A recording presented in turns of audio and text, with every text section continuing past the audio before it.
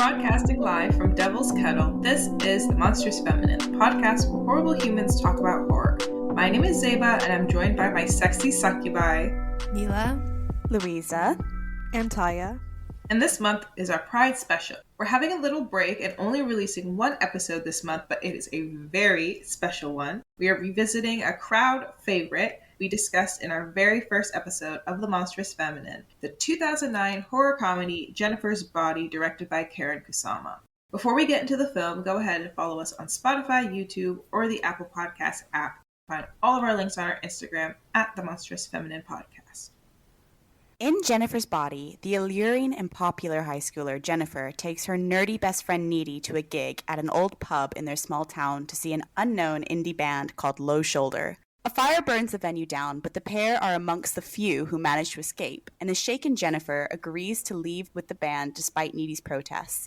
Later on at home, Needy vents her concerns to her boyfriend on the phone, but is interrupted by Jennifer's sudden bloody appearance. From that point onwards, Jennifer begins behaving even more callously, and as the bodies of local boys turn up brutally eviscerated and half consumed, Needy starts to suspect that her bestie has transformed from heartbreaker to literal man-eater. Meanwhile, the band Low Shoulder starts to receive national fame, and Jennifer eventually reveals to Needy that they sacrificed her body in a ritual to achieve success, but it backfired because of her non-virgin status, causing her to become a demonic succubus.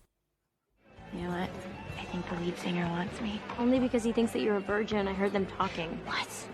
I'm not even a backdoor virgin anymore, thanks to Roman. And by the way, that hurts. I couldn't even go to Flags the next day. I had to stay home and sit on a bag of frozen peas. Oh my God. So guys, if you've been listening from the very beginning of the Monstrous Feminine podcast, you'll know that we talked about Jennifer's Body in episode 1. We did a bonus episode on this a while back, but we talked about the origin of the podcast, and that first episode was done for a grade that we did as a part of our MA course. We had a very limited amount of time that we could talk about each film. And I think there's just so much in Jennifer's Body that we all find so interesting, and we all love it as a film. And we just want to have a bit more space now that we're kind of doing the podcast in our own style to just really go into it and discuss all the points in greater detail. Because the first episode, I think, is a good lead into the film or overview, but there's so much that we could really dig into that we didn't have the space to in that episode. I think my chemistry, especially with the rest of y'all, was particularly potent. Zeba was behind the scenes. I saw myself more as the wizard in The Wizard of Oz. I'm just behind the wall, but I'm making it for the magic happen, and I think it was felt. I am very interested in hearing your thoughts, Zeba. I've long sat on these. I've sat on these thoughts for 3 years, and they've been marinating.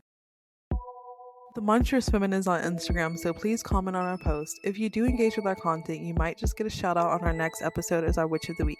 This episode, our Witch of the Week is Shyla Sermons, who commented on our Chucky post and said, "Love the episode, literally ran to watch right after listening. This film is so good, can't wait for Megan." Thank you so much, Shyla. Thanks for listening. We love having you as a listener. Let us know if you liked the Megan episode. They did. They commented on our Megan post.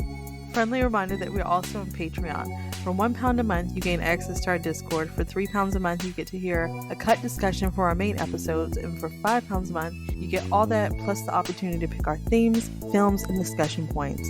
Please support us. Any contribution helps. I had a little listen of our episode 1, and it made me cringe a little bit, as it always does when I listen back to me speaking specifically. But it was illuminating because I think we talked, like I said, about a lot of stuff, but didn't really have time to delve into it. So I thought this would be a great opportunity for us to talk about it a little bit more. We talked about this film not being successful at its time when it was released. And Mila raised the point that it was a film for women, but it was marketed for men. And it failed as a cheap B horror movie because it's not really a jump scare slasher, so to speak. But it also failed because it doesn't actually give the men who went to see the movie that Transformers gaze of Megan Fox. It's more from the viewpoint of that satirical female gaze.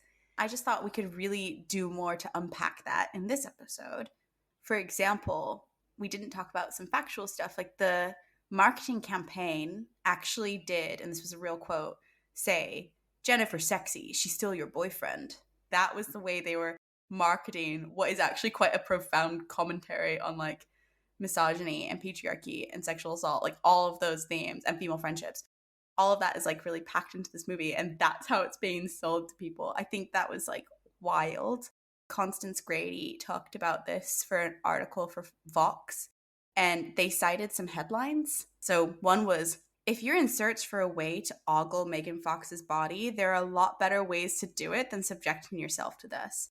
That was by Real Views. And then Jennifer's body is not funny, nor is it sexy. The girls keep their clothes on, nor is it scary. It's all just special effects. And that was some website or something called Combustible Celluloid. I do think that it shows like a lot about how this was received in its moment, which was a lot to do with how it was marketed, and it misled people and didn't reach the right audience necessarily. Do you feel like that was like a miscalculation on their part, or was it like meant to be? Because like, okay, it would be really interesting if the idea was to reach an audience of like douchebag men who needed to hear this message or see representation like this.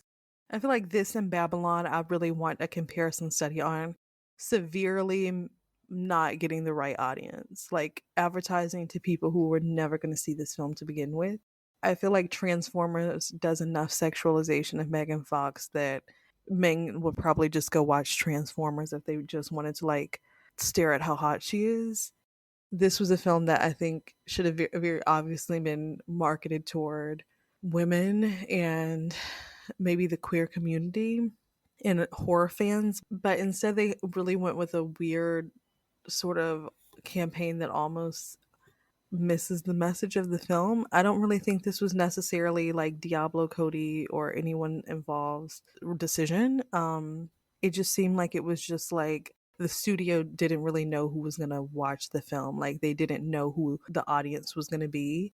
And I think it found a home later on as like a cult classic, because I think there were also a lot of people who resonated with Megan Fox's struggle of being sexualized in the industry. And at the time, I don't think that was a message or like a conversation that a lot of people were having, particularly not young women. It was just kind of something that you were just kind of taught to accept or almost seek out, especially when you go back and look at early 2000s rom-coms or movies in general.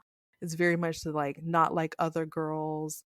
You should hate the girl who's like ostentatiously hot and flirty with men. Like that's your enemy. Even like the pop songs from then, not to come for Taylor Swift, but like in You Belong With Me, like she wears short skirts, I wear t-shirts. There was all this comparison between people who were considered more traditionally attractive or sexy and more forward, and then being more like passive, like needy and wearing Converse, which are not any determinant of your hotness or whatever. I'm not like other girls' signature shoe was Converse. And so I think there was like this underlying misogyny even within amongst other women, of thinking women who were like overtly hot like Megan Fox were the enemy. And I feel like to this day that kind of still exists. And I feel like this movie really heavily marketed into like Chip is the exception out of all of the guys because he doesn't actually like think that Jennifer's hotter than Needy, and that's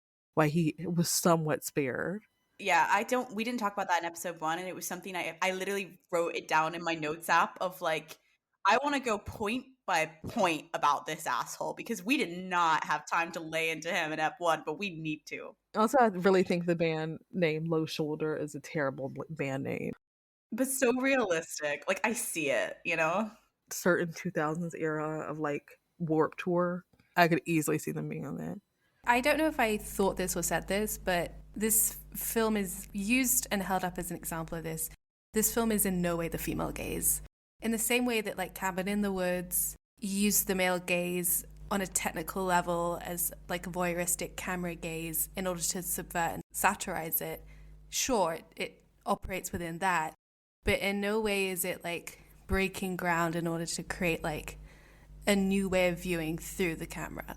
It's not doing that. I think what people misunderstand with the female gaze is that it's not simply female narratives being prioritized, made significant and giving depth and paid more attention to. It's like a film theory that's at its like core very, very technical. And to be fair, I'm not like against people taking certain theoretical terms and kind of molding them when applied to like a broader context, because that's like how human beings work. But I don't think this film is as groundbreaking from like a feminist Bernie's perspective. It does highlight and celebrate and explore with like nuanced female friendships in a really wonderful way. But I don't think there's not something beyond the narrative. Do you know what I mean? I think it's still very much from a male gaze. It's trying to like draw attention to it and satirize it. But I personally don't think that counts as something like moving away from the male gaze towards the female gaze. What I was going to say is I think what makes this movie interesting is it kind of shows the relationship between envy and desire is very similar. And Karyn Kusama is the director on this, and she's a producer on Yellow Jackets. And Jackie and Shauna kind of have a similar dynamic of where Shauna envies Jackie a lot, and it starts to be this point where she even says in season 2 she doesn't know where Jackie ends and she begins.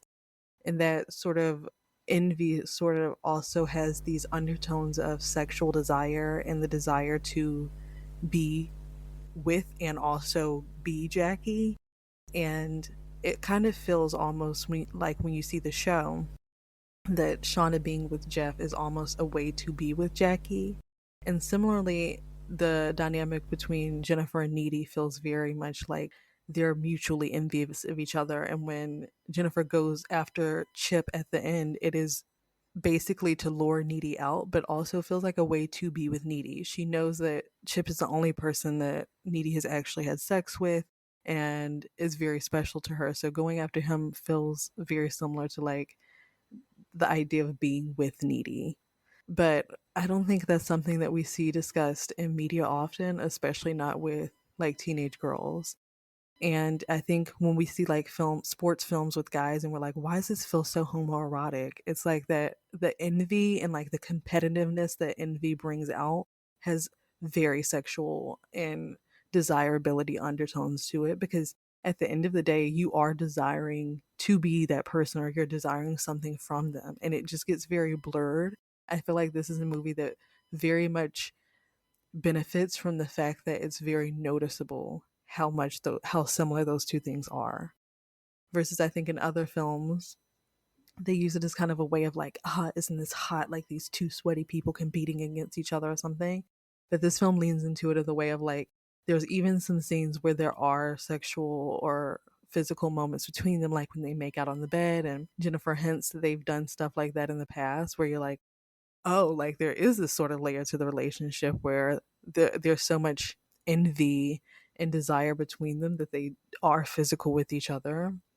So I think this movie does that really well. And that's also a part of teenage girlhood and also just womanhood in general, where I think sometimes envy gets blurred with desirability.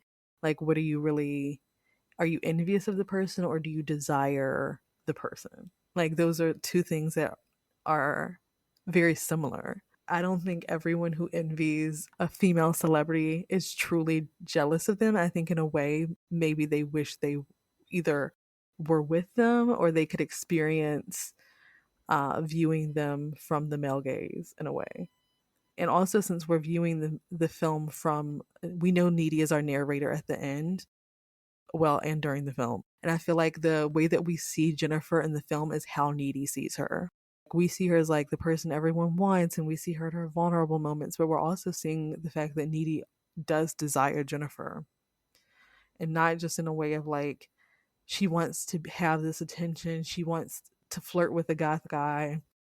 It's also like she genuinely also sees Jennifer as very attractive, and she does view her the same way that all of their male counterparts does. She just also sees the more vulnerable moments of Jennifer, but she also is just seeing her from the same lens, because like their friendship, their envy, the desirability is all very much overlapped and has created a version of her that is also sort of blended with the male gaze. So I definitely agree with Mila that this film is not the female gaze, but also I don't really think the female gaze can exist yet. Something Mila said in episode 1, which was talking about the significance of the female director, and like how it shows the usefulness of it is that it provides insight and like shows the ugly sides of females' friendships. And I think I then follow and talk about how I found it relatable as a queer youth, like that competitive or half in love with your straight best friend situation. I think that point about the ugly side of female friendships is like really interesting looking back now, because I was reading a bit more about it, and what you just said previously, Tyia, now in the contemporary moment about like about two women and that competitiveness. So I was reading about this, and apparently Cody said in a Reuters interview that the key reason for writing the film was to bring to the screen a new way of expressing the intensity of female bonds, and that the adolescent female friendships she experienced, Cody, were unparalleled in their intensity, and she wanted to show the, quote, almost horrific, end quote, aspect of such devotion in relation to its parasitism. So I think this film is queer, and I'll get to it, but I think there's an argument for the female gaze. But I do vibe with what you guys are saying about the fact that it's really unpacking like internalized misogyny. I think that there's something more overtly queer than that, but I do think you're right. Like envy is desire, and desire can be conflated with something sexual. And I thought that this was an interesting angle to explore, because I know we're doing it at our Pride App, and I do think it's queer. But it's interesting to note that the root of this wasn't necessarily queer. It was actually just like exploring how that like feelings of inner insecurity and competitiveness can transmute into something like resembling desire, a queer desire. Do you know what I mean? I think there's an argument for the female gaze in that subversiveness. I agree. It's objectifying Megan Fox even as it's making this point, and I'm like, okay, can it be a female gaze if it does that? I find it is so, maybe you're right, and I'm not talking about it from a technical perspective of filmmaking, but I am talking about it from like overall what I think the significance of a female director does, which is, yes, it does provide that insight, but it also just makes a complete mockery of like the patriarchy as it's doing it. Do you know what I mean? It's done with a purpose, it's done with intention, it's done to make a comment on it. That's not to say that we don't still have like internalized misogynistic sexist one-liners that like Jennifer's character regurgitate, or Needy, for example. But that's kind of done for the more comedic elements. But I do think in that like questioning of it, that subversion of it, there's something that I think could resemble the female gaze in that.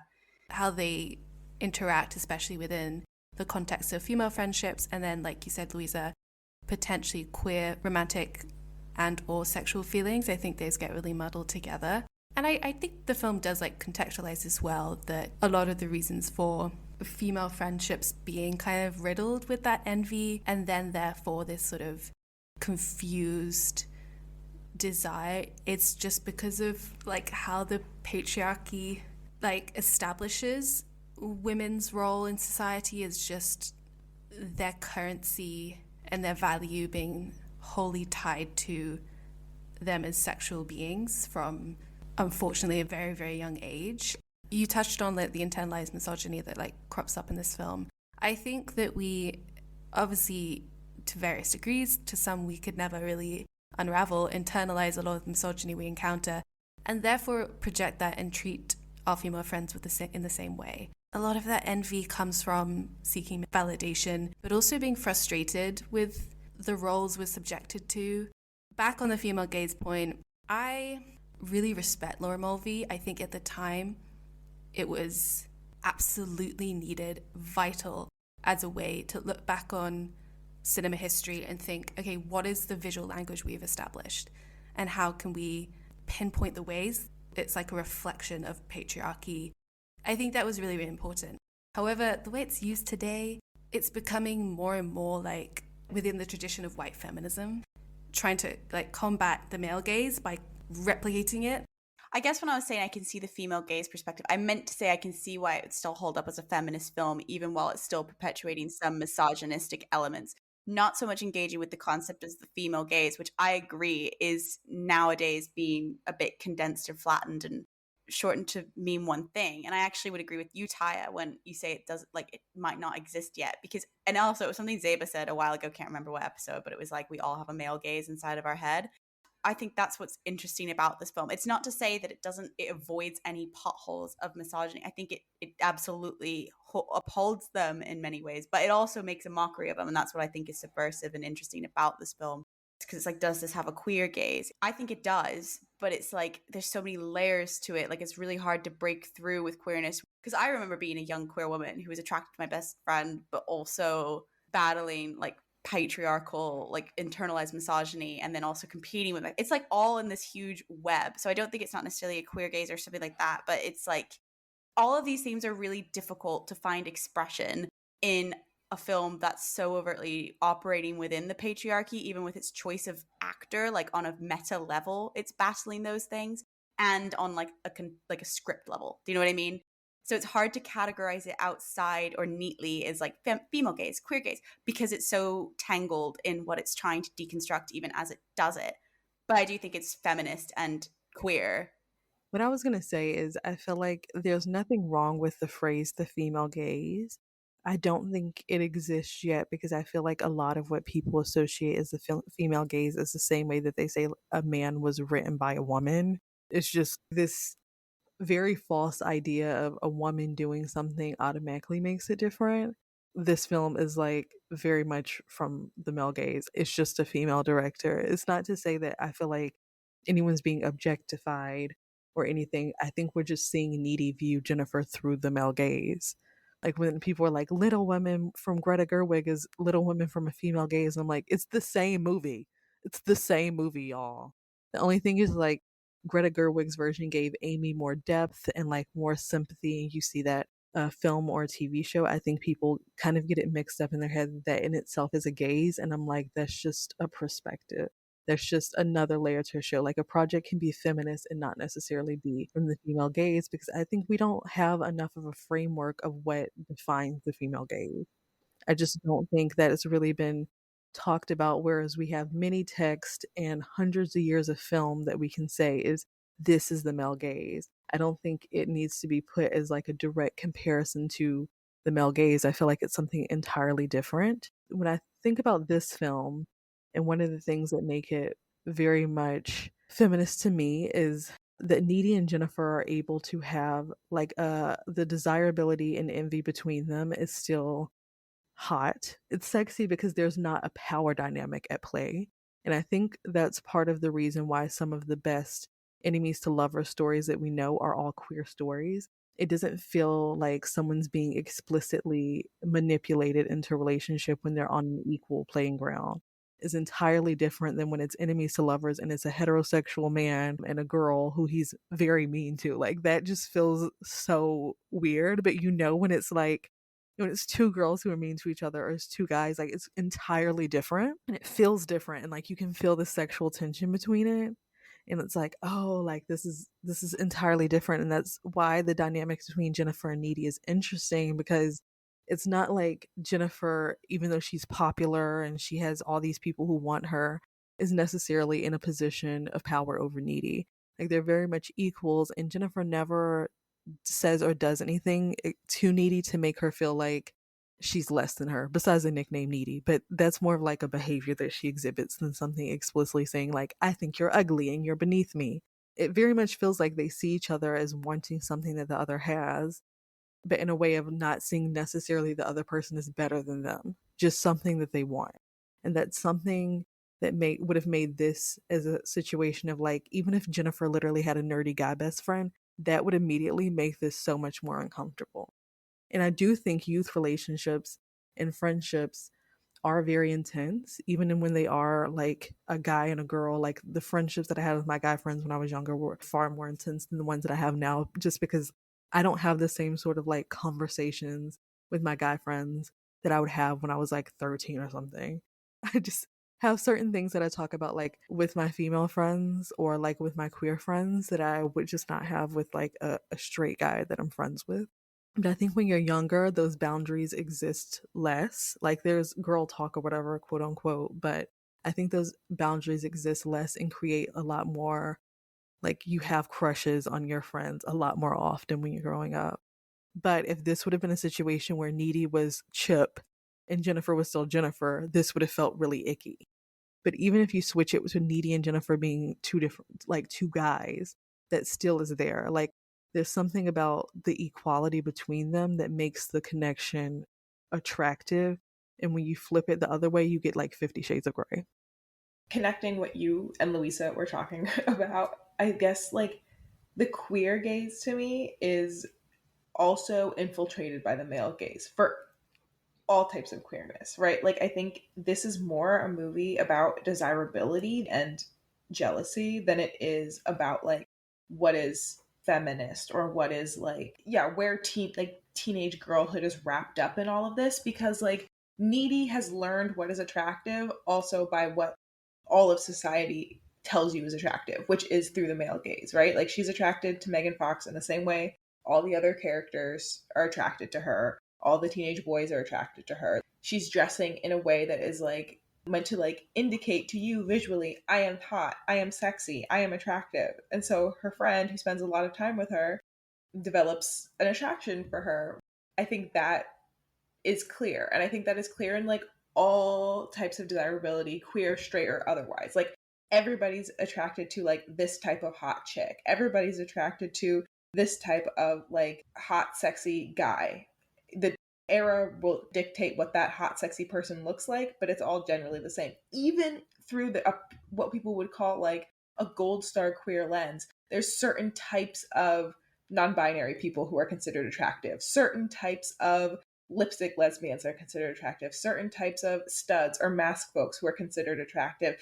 And it's all, I still think, through the male gaze. I can't explain it. Like it all still feels like filtered through that sieve, even when it's purely queer, right? Like we don't let ourselves be creative in what is considered attractive. Like I think it is even more radical to be attracted to like a Needy than it is to like just have queer attraction generally. And she's still a white woman. Even that is through the male lens, right? Like she's still just like a thin white woman, still Amanda Seyfried with glasses on, right? It's not actually, I don't think it's queering much. It would be more remarkable to me to see an enemies to lovers, a queer friends to lovers sort of storyline where like we are challenging even what is considered desirable, right? And putting on screen something that is very unexpected for the audience and acknowledging that like people are attracted to these things.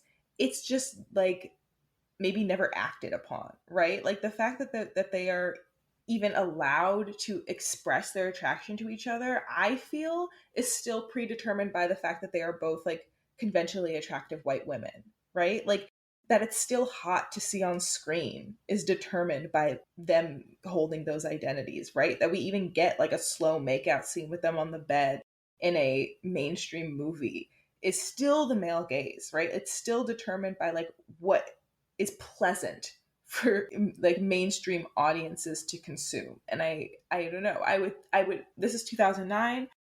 I still think we're trapped in that a little bit, right? Like even in feminist movies made by women, queer movies made by queer people, et cetera, et cetera, et cetera, I still think we have like archetypes of desirability and what we are allowed to desire and express desire for publicly, whether that be in a movie theater or like on social media talking about it. It's really, really not that radical to be like, I thought Megan Fox was hot in this movie. Yeah, no shit. Or to even say like, I thought Amanda Seyfried was hot in this movie. Yeah, okay, what else? It just, I don't know. I think I hear what you're saying in that like, I have rarely, if ever, seen anybody stray from that mold in any way that feels particularly like radical, that pushed other movies to do things that are more outside the box. The box still feels really, really, really, really small about what is desirable, even within a feminist lens, a female gaze, a queer gaze. Like it's just like it's such a bummer, honestly, to like have to like sit through that over and over and over and over again. I never had those intense friendships. I never had a crush on my friends. Every now and then, maybe I'd be like, oh yeah, that person's attractive. But for the most part, I never experienced like that type of like competition with my girlfriends. And I think that, I mean, we can unpack that further, that maybe because I didn't feel like I was a girl, I didn't feel like they were my competition. I didn't desire what they had, I suppose, right? Like And that meant that I wasn't like attracted to what they had, right? Like those feelings never got the chance to like mishmash. But I can understand how this would be like a really revealing thing to watch as a young person. Because when I watched this when I was young, I didn't even register it as gay. And that's ridiculous because they're literally making out. And when I watched it the first time, probably in 2009, the hints went right over my head, and until they're making out on the bed. And even then I was like, is this imagination? Is this a dream? This doesn't feel real. Like, this doesn't feel like how this would happen. Like, even then I was like, this still feels like it's for boys. And maybe that's like because the marketing got to me before I watched the movie, and I at that time was a child and had no critical thinking skills. But even then, it took me until watching it as an adult to be like, wait, this is a gay movie. There's so much I want to say. Like, I don't even know where to begin. I've been trying to like write in live action as you guys are both talking, like how to respond. I completely agree with the concept of what's desirable not being radical. And I kind of agree with what's emerging in that, like, do we have a queer female gaze in like a structural way that we can easily point to? Because it's hard when what we're commenting on isn't interrogating much, as you said, Mila. Like, so how useful is the female gaze when it's perpetuating gender binaries? Like, as a queer audience, like, that's also not exactly the most helpful as like a critical tool to like analyze these. And as you're pointing out as well, Zeba, about like the fact that they're both still white women who fall into like convention, like it is still Amanda Seyfried with glasses on. I think it's like what this film can accomplish and could reasonably accomplish, and also what it failed to accomplish. Do you know what I'm talking about? Like, in that time is limited. Like in 2009, I don't feel like they were ready to unpack all of that and give us a truly like gender bending, queer, non-linear perspective. They couldn't even handle this perspective because this film was not well received. Do you know what I mean? It wasn't until later on that this became like a better like cult classic. Do you know what I'm saying? So I just feel like I would love a more kind of radical approach, but I don't think it would have been well received or even created.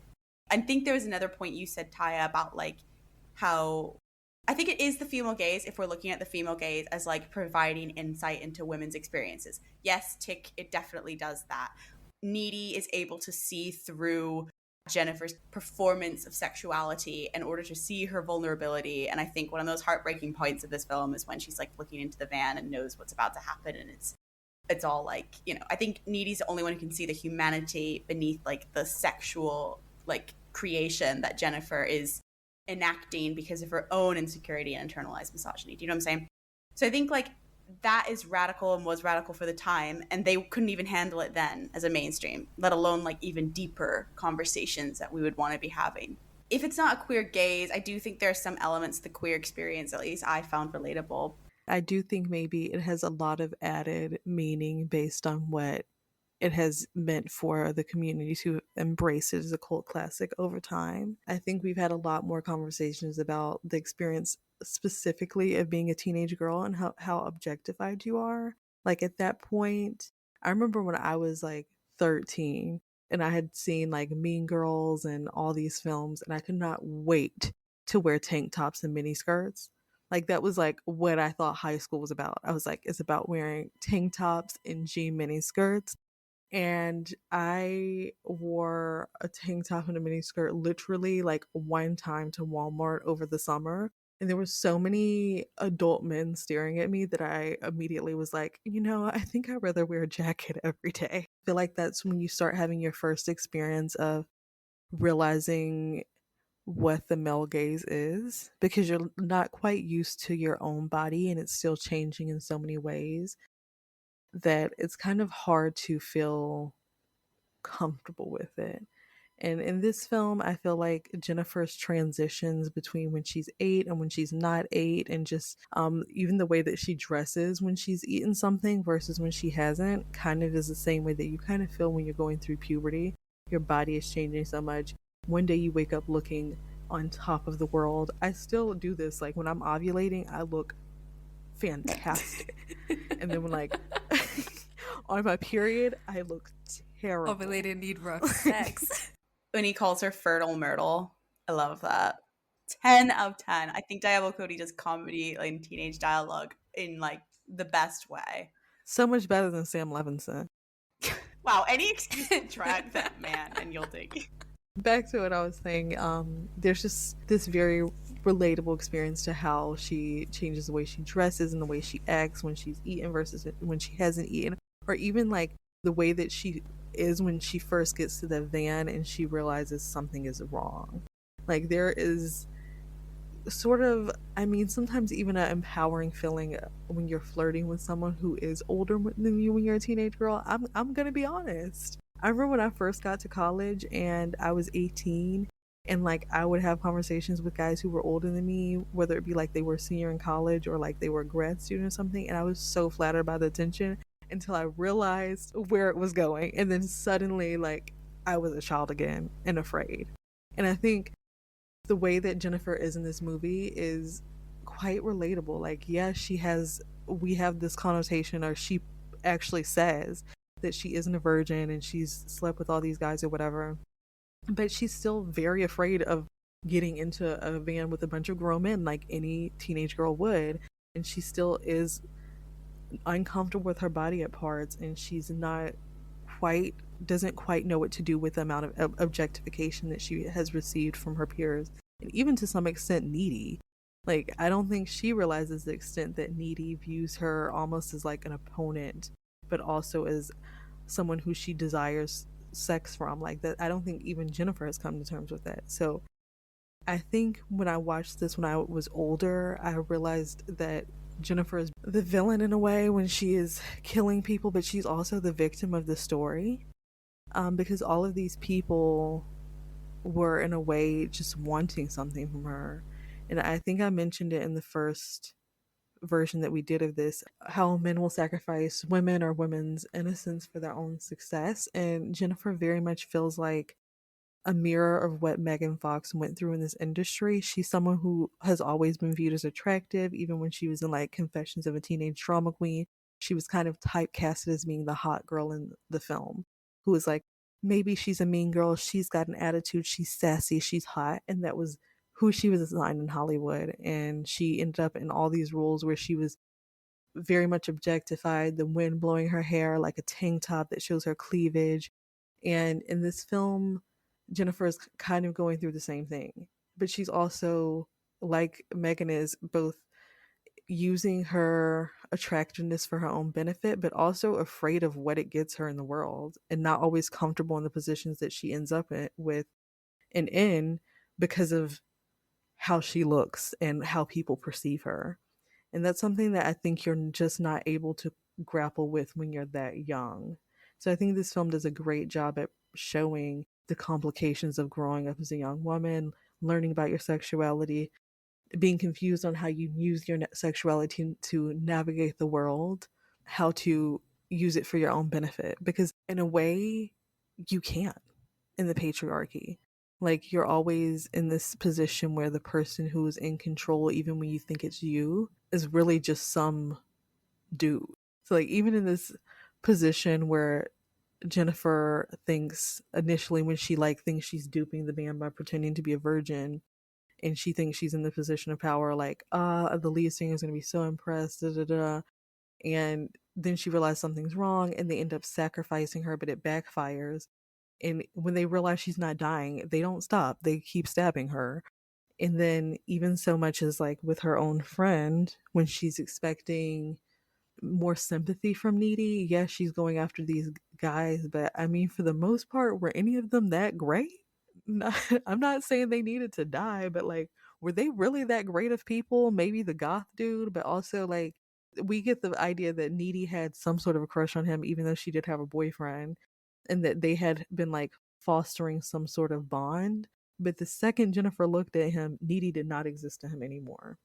Like, so on one hand, like, I think she's expecting Needy to understand her perspective and see where she's coming from, but the internalized misogyny, as we discussed earlier, prevents Needy from seeing the ways that Jennifer is a victim in the situation, and she sees her as an opponent, and also from the male gaze. In this movie, I think it has so many queer undertones, but it also just really unpacks the way that I think women with a lot of internalized misogyny, which I think we all have some internalized misogyny, it's just a blind spot that happens. But I think women with a lot of internalized misogyny are incapable of seeing women who are conventionally attractive or who receive a lot of male attention as the victims that they often are. We have seen this with a countless amount of TikTok hate campaigns against random women on the internet for literally nothing at all.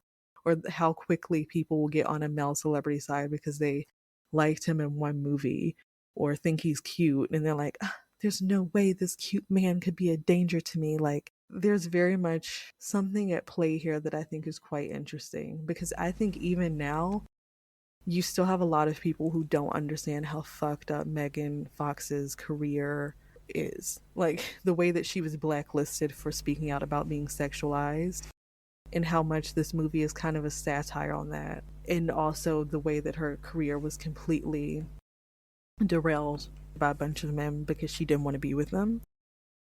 Going back to the female gaze, the sort of, I guess, like, conceptual difference between a perspective and a gaze, it feels to me like, in the same way with like representation politics, the importance placed solely on one aspect of progress in Air Bunnies, whatever like that entails, that doesn't challenge the system that it's working within. So I think that just focusing like on narrative and like leaving behind the visual aspects of a film means that like the male gaze, that patriarchal structure of viewing the world, is kept as this kind of like skeleton that lives on. It feels to me like women working so hard to get in the workplace so that they can contribute to the capitalist system without challenging that very system. There's many other examples. But I definitely agree overall that this film has like, I think it had a feminist intention, and for its time definitely like met some of those goals. Like you said, Zeba, about how when they were making out, you didn't even sort of clock that it could be queer or gay, because I think especially during that time, it was just so common to see chicks making out in films with no, like, honestly, no queer subtext. It felt so aggressively straight and so within the male gaze that, like, who would even think?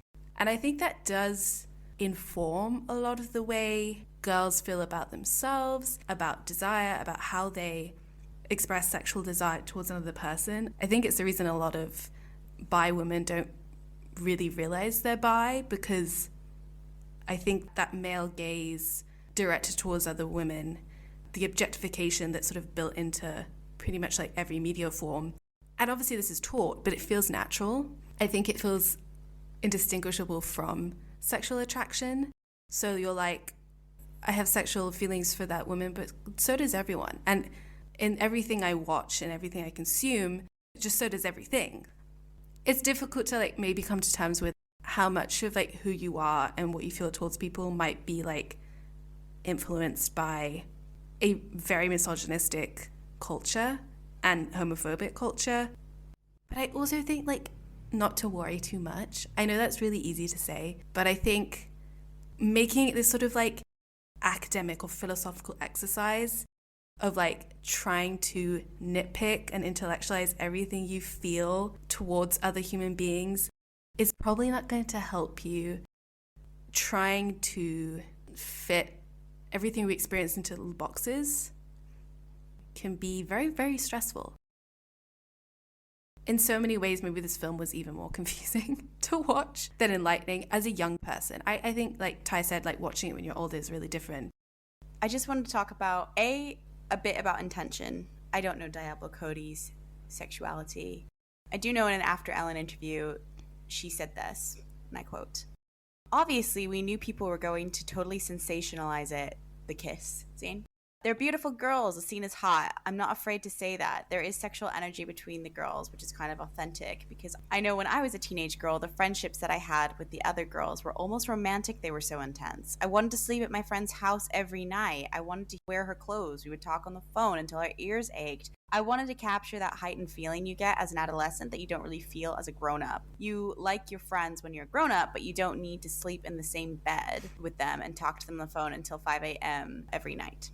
It's kind of what you were saying earlier, Tyia, about like female friendships and like wanting to be them, and like that blurs the line of desirability. I do think it's not necessarily as queer in its intention as the community might have received the film to be. In this way, it more does seem to be about kind of what you were touching on, Tyia, about like that codependency as well at that age. Like you're so insecure, you're looking for external factors to define you, and that might be your kind of best friend, and that might project or turn into sexuality. That's still queer, like, you know what I mean? Like whatever like label identity, like that's still sort of a queer experience. But whether or not it's overtly queer or gay in its intention, yeah, I'm not sure. I didn't watch this at the time when I was a queer youth, but I do watch it now, and I think I'm going to offer somewhat of a defense of it in the sense that I agree that it is presenting queerness as through like a misogynistic lens. But I find it so intensely relatable watching it now as like an adult, queer adult, because it's almost through that like misogyny that like allows you the freedom to explore it. I know that sounds really paradoxical, but it's giving you a problematic framework that you know is problematic, but that means that I can watch it and not feel like guilt or shame. Like if I had put on Blue is the Warmest Color, I mean, that is still has its own male gaze, but that's like an overtly lesbian film. Do you know what I'm talking about? Like, I cannot put on that film for any other reason other than like wanting to see lesbians. Whereas like this film, it could like fly under the radar because at its core, it's about like, you know, God, my best friend's such a bitch. You know, like it has that misogynistic sheen, which protects it and allows it to be almost viewed and consumed without guilt. It does offer somewhat of that like safety in the fact that this queer subtext is in fact that it is more of a subtext, you know what I mean? But yeah, I do find that there is something quite relatable about that experience, because even though it's not queer, as Zeba said, like it's not a radical queer lens, it's not queering cinema, but it does encapsulate elements of the queer experience filtered through the supernatural as well, and it's very camp and stuff. Maybe I'm just speaking to why like a modern queer audience kind of loves this film. Megan is serving and she's a little cunty and she has like those zesty one-liners as like, you know, my favorite one being when she's like, do you get all your murder weapons from Home Depot? And says, God, you're so butch. Another reason for kind of revisiting this film would be that Barbara Creed has released a kind of part 2 or a follow-up to the original The Monstrous Feminine text. And it's called The Return of the Monstrous Feminine. And she focuses on like female directors specifically. And she covers Jennifer's body. She reads Jennifer as like literally quotes Judith Butler as like a performing femininity, and like everything about her is constructed for the male gaze, much as we've been talking about here. And she says like as a cheerleader, that is the role she's performing. And you can kind of see, like we talked about how much agency like Jennifer has in this position. Like Tyia, you talked about like, you know, she can wield that power, but how much power can you really have?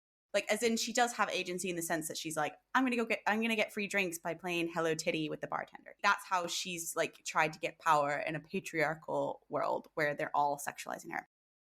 Creed then goes on to say like the only person that she's really drops a masquerade with and is her true self is with Needy.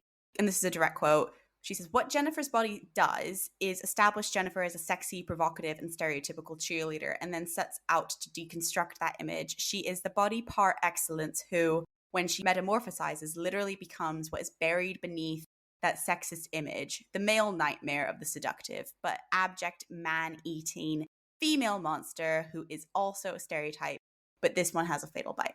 If we're going back to the original Monstrous Femme, I think that she does encapsulate that like castration anxiety thing. Like it is that sort of Freudian lens, and like she's performing that, but then she literally becomes what men fear about women's sexuality at the same time. She's also kind of a female castratrice because she, like in the original Monstrous Feminine text, that is the kind of rape revenge situation. And we talked about in episode 1 how that scene was like metaphorical rape, but actually in this context it's obviously like a death and a demonic possession. That's like, I think, horror speak for like sexual assault, and it's all very coded in that way. But yeah, so I think that she also operates as like a female castratrice character as well. It's a different perspective of the monstrous feminine, because she's talking about the monstrous feminine, like in her demonic possession, liberates her and her queerness. Do you know what I mean? Because she does point out that it's only when she's a demon that she's allowed to like, or she makes out with Needy. And that's like when it moves from just dialogue about being queer and hints to like overtly making out.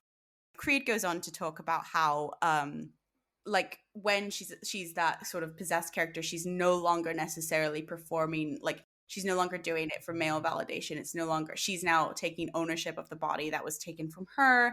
I mean, she's still seducing men, but it's like, you know, she's reclaiming that agency through that kind of rape revenge tale. Her supernatural powers unmoor her from her human identity, transforming her into a powerful and queer form of the monstrous feminine who takes no prisoners. By drawing on the conventions of the supernatural and the politics of feminine performativity, these films, or she's talking about several films, but Jennifer's body is free to play with all kinds of imaginary possibilities in relation to a queer identity, defiance, and desire. Queerness is open, flexible, and supernatural, inviting the spectator to imagine the impossible and embrace the possible. Now, obviously, I think she's affording it a little bit more of a radical lens than we are in our conversations, but I do think there's something in that there is like a queerness that can only be liberated by like that non-human categorization, because if you're not even categorized as human, then why do you have to be categorized by gender binaries, sexuality binaries, etc., etc.? I will say, I think if Needy would have just like dumped Chip and got with Jennifer, her life would have been exponentially better. I would say the competent person in this movie is Needy. Oh, can we get into it? Yeah, I 100% agree with that assessment. Needy is needing of men's attention and validation because she feels ugly and she doesn't. And also, like, Jennifer makes her feel ugly. Like, she has to tell her to dress cute to go places. I'm sure that doesn't feel good to have your friend be like, remember to dress cute. I'd be like, girl, please. I don't have to go with you to this club in the middle of the woods.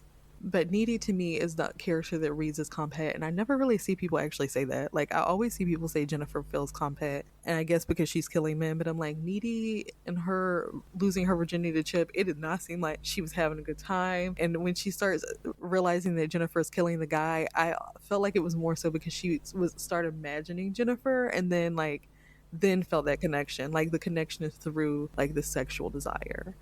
I've seen this movie many times. This is probably like third or fourth time watching it. I don't know why I never fixated on Chip until now.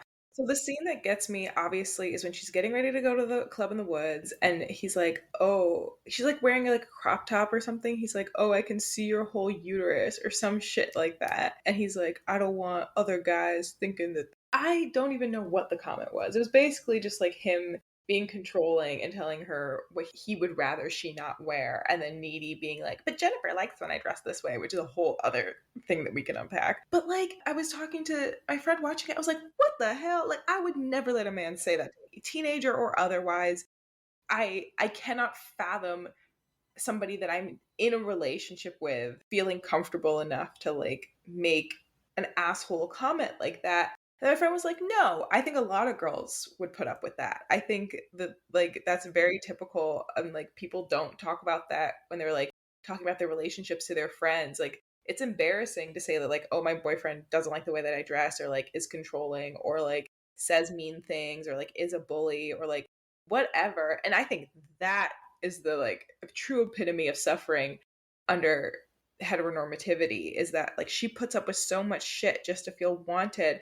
And I was sitting there being like, no, surely this is not what women put up with in their relationships. Like, when you feel like you have no other options, or you feel like you're not desirable, or you are worried about like your place in like the social hierarchy of things, in the way that Needy might be being friends with Jennifer or being attracted to Jennifer.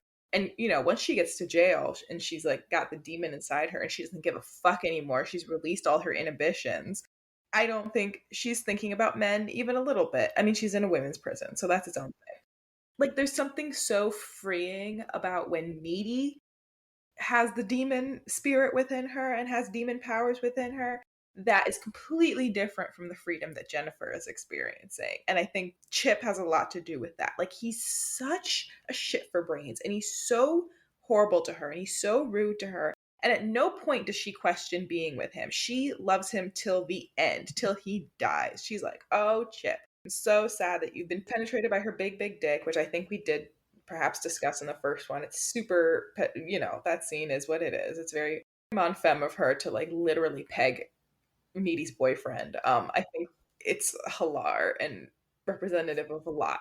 Like, because he sort of like dies as a martyr, we never really get to like interrogate that whole relationship or him as a person. And I think like we spend this whole time thinking that Jennifer is jealous of Chip because she wants Needy, and that is an element of it for sure. But I think she also hates Chip because he's worthy of hating. He's bad to her friend, and I think she can tell whether or not she's there in their like quiet, intimate moments. Like Chip and Jennifer have this sort of like rivalry that is completely like not even, right? Like I think that Chip has no good reason to hate Jennifer besides that like no, he has no good reason. He says to her, "Stop stealing my girlfriend," when the two of them are having like their girls' night out. I'm like, "Excuse me? She is not stealing your girlfriend. She could.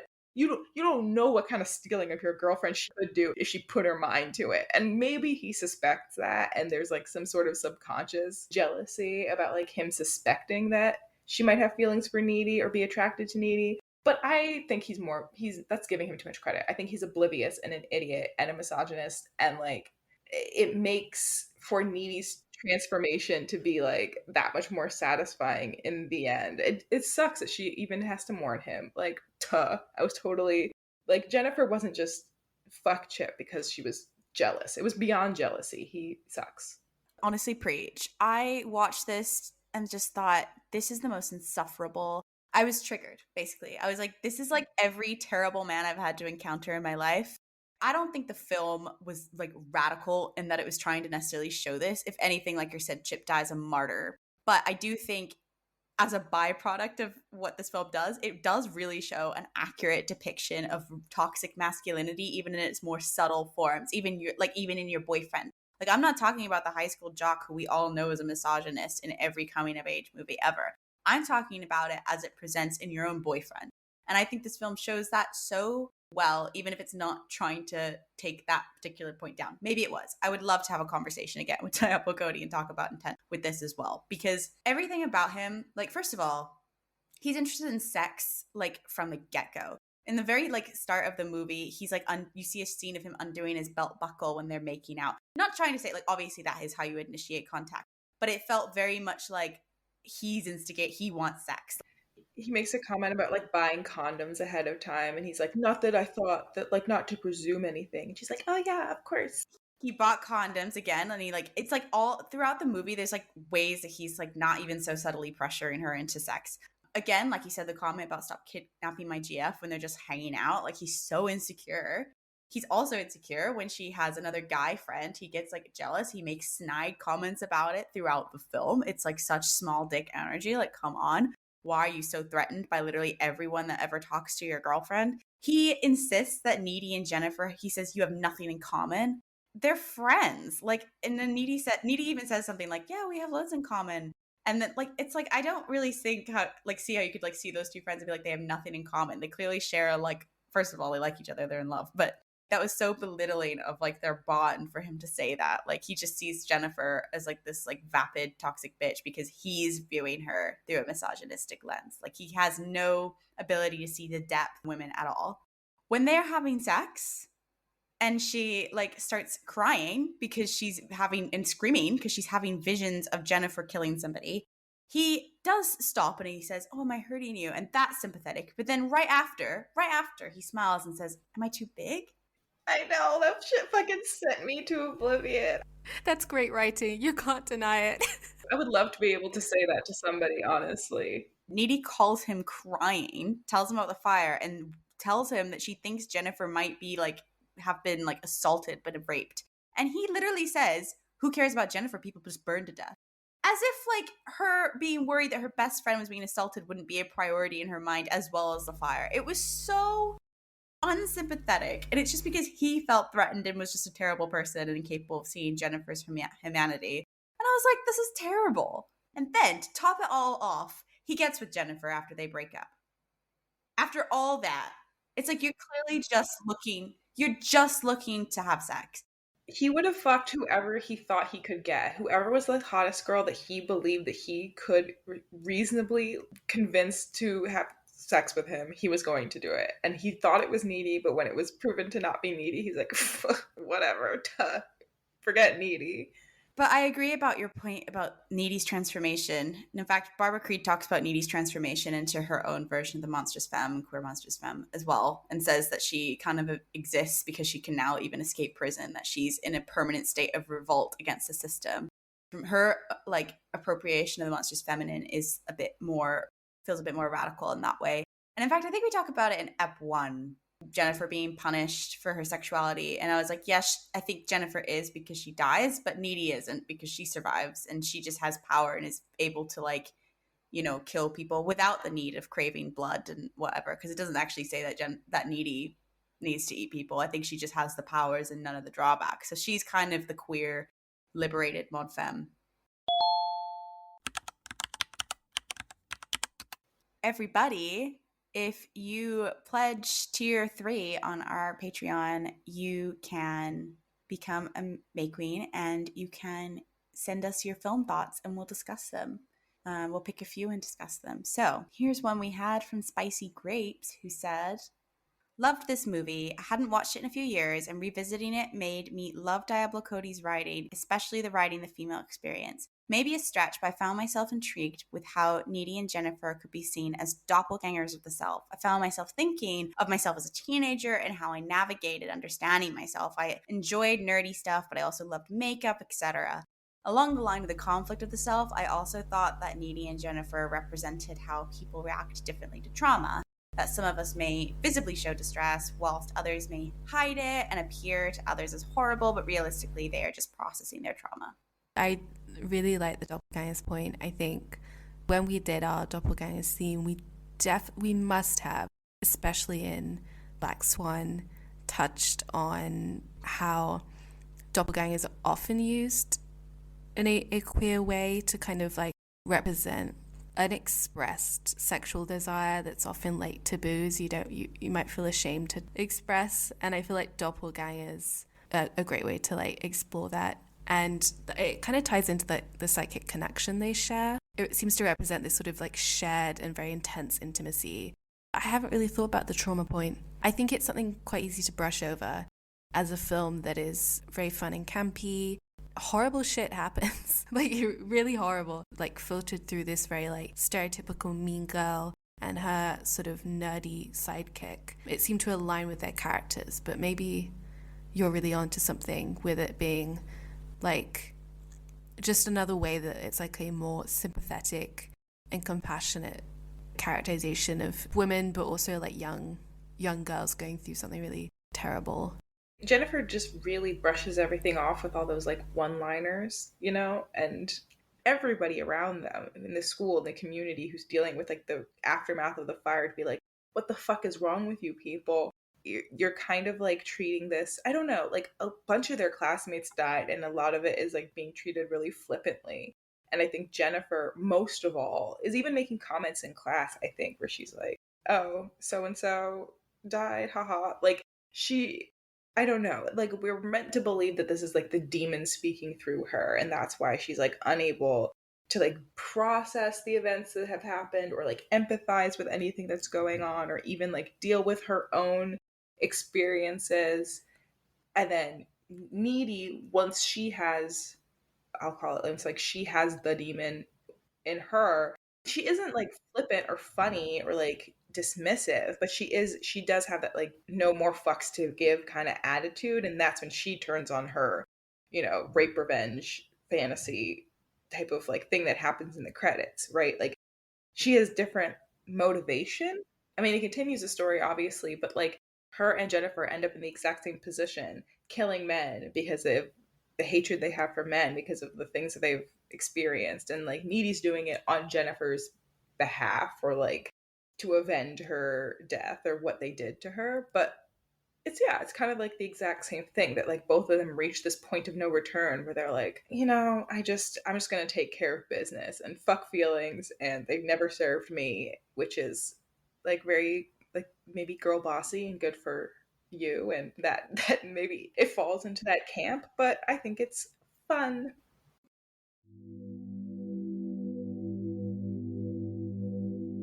Thank you for listening to The Monstrous Feminine. Be sure to follow us on Instagram, SoundCloud, and Spotify at The Monstrous Feminine Podcast, and on Twitter at The MonFemPod. Subscribe to our YouTube channel, rate and review us on Apple Podcasts and Spotify, and follow us on TikTok at The Monstrous Feminine Pod for podcast clips and more fun. Brooms up, witches out.